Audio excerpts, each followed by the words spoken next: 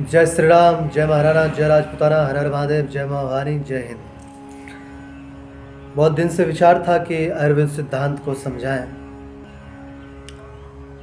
देखो, अध्यात्म और शरीर का विज्ञान दोनों लगभग एक जैसा ही चलता है, बहुत ज़्यादा अंतर उसमें नहीं होता।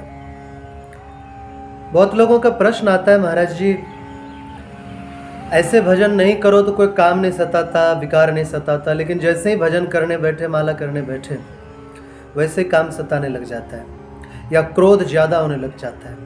क्या ये साइड इफ़ेक्ट भजन के हैं? जी नहीं।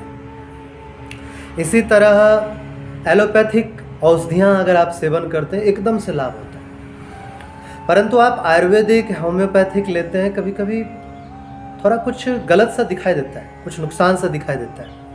क्या वो नुकसान होता है? नहीं।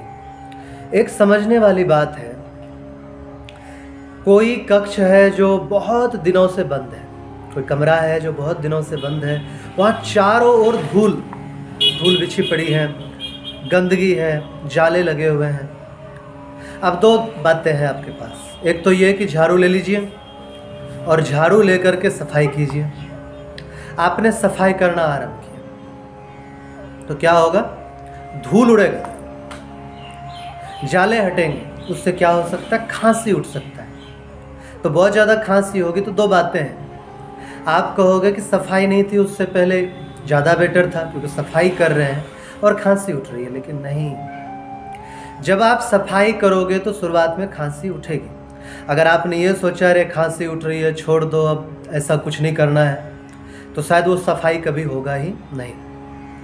आयुर्वेद का यही सिद्धांत है कि जब आप कोई औषधि लेते हैं तो कई बार वो बीमारी बहुत अधिक बढ़ता हुआ दिखाई देता है जो नष्ट होना चाहिए, परंतु आपको औषधि नहीं छोड़ना, औषधि लेते रहिए नियम से। उससे क्या लाभ होगा कि शुरुआत में जो चीज़ें अधिक दिख रही हैं, बीमारी बढ़ती नज़र आ रही हैं, वो बीमारी धीरे धीरे आखिरकार समाप्त हो जाएगी। इसी तरह जब भगवान का कोई भजन करता है, मन नहीं लग रहा है या क्रोध ज़्यादा हो रहा है भजन करने के बावजूद, भजन करने से पहले काम कम सताता था, अब ज़्यादा सता रहा है, मतलब ये समझ लो कि उसकी सफाई चल रही है। और सफाई होगा तो थोड़ी बहुत धूल तो उड़ेगा।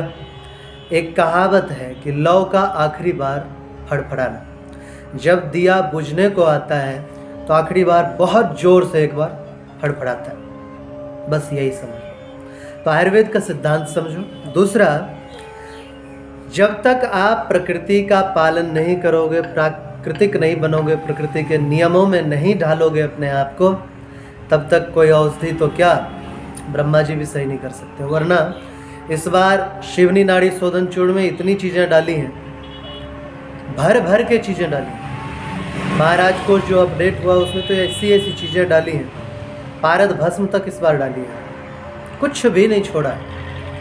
भल्ला तक रसायन डाला है शिवनी नाड़ी शोधन चूर्ण में भी।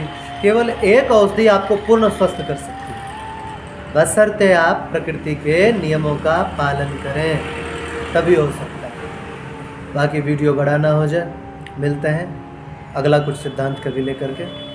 जय श्री राम, जय महाराणा, जय राजपूताना, हर हर महादेव, जय माँ भवानी, जय।